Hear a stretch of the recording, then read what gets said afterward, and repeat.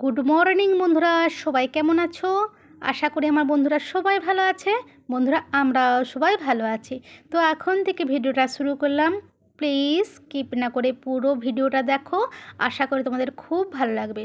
তো বন্ধুরা, ঘরের সমস্ত বাসি কাজ সেরে স্নান টান করে চলে এসেছিলাম আমি ঠাকুর দিতে। এদিকে দেখো, আমার কিন্তু ঠাকুর দেওয়াও হয়ে গেছে। আজকে কি বলো তো, মনটা আমার ভীষণ খুশি।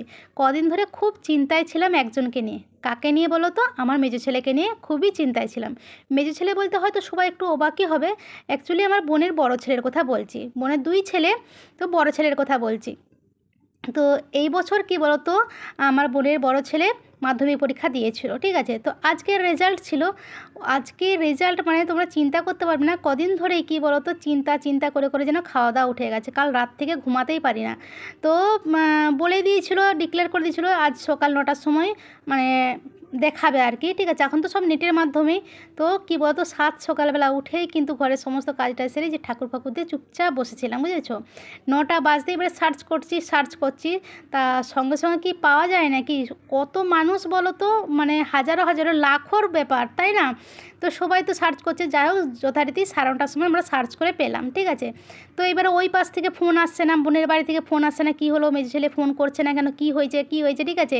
ওরা কি পাচ্ছে না কি? মনটা একটু অসুন্দর হয়েই ছিল যে ওরা নিশ্চয়ই নেটে সার্চ করতে পারেনি।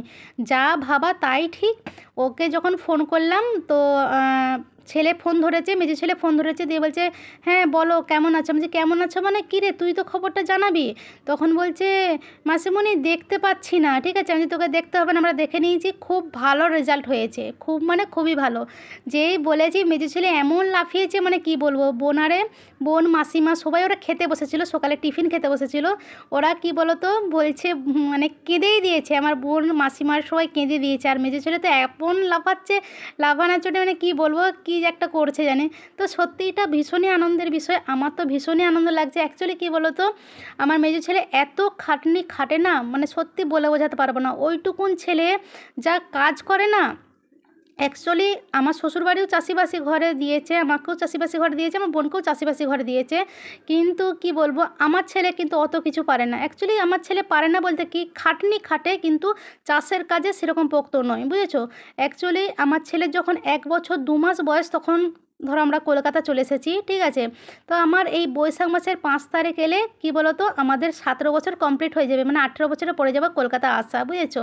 তো ছেলে কি বলতো, গ্রামের বিষয়ে সেরকম কিছুই মানে অতটা বুঝে না। এইখানটায় যতটাও ভালো মানে বোঝে সব কিছু, কাজ করবে, কিন্তু কি বলতো ওকে বলি করাতে হবে। তবে হ্যাঁ, মাঠে ঘাটের কাজ ও কিন্তু একদমই পারে না। আর আমার কি বলবো, মেজো ছেলে ও কি মানে এত সুন্দর মাঠে ঘাটের কাজ করে না, সত্যি বলে বোঝাতে পারবো না। ও ধান কাটা তুলা ঝাড়া সমস্ত কিছু গাদা দেয়া। ওর যখন 9 বছর বয়স, বুঝেছো, আমরা হঠাৎ ওদের বাড়িতে গেছি, গিয়ে দেখছি না ছেলে আমার মানে খড়ের গাদা দিচ্ছে, বুঝেছো। সত্যি ও যতটুকুন কথা না বলবো ততটুকুনি বলা হবে না। তা যাই হোক, আজকে কিন্তু মেজো ছেলেকে নিয়ে অনেক অনেক গল্প করে ফেললাম, এরকম গল্প ওর অনেকই রয়েছে। তা যাই হোক, দেখো আজকে কিন্তু ট্যাংরা মাছে দিয়ে কুমড়ো দিয়ে আলু দিয়ে তরকারি করেছি, একদমই পাতলা, কাঁচা লঙ্কা একটু উপরে দিয়ে দিয়েছিলাম, আর কালো জিরা শুকনো লঙ্কা ফোড়ন দিয়ে করেছিলাম। আর কি বলো তো, তোমাদের ভাইপো না সব রকম মাছ তো খেতে চায় না, যার কারণে কি বলো তো, তোমাদের ভাইপোর জন্য একটা ডিমের অমলেট করেছি, মানে ডবল ডিমের অমলেট করেছি। অমলেটটা কিন্তু আজকে একটু অন্যরকমই করেছি, ছেলে ভীষণই খুশি হবে। কারণ কি বলো তো, এই যে বাটি সাপটা পিঠা বলে না, ঠিক বাটি সাপটা পিঠা টাইপের করেছি, বুঝতে পেরেছো। তো যাই হোক বন্ধুরা, চলো এই ছিল আমাদের আজকের ভিডিও।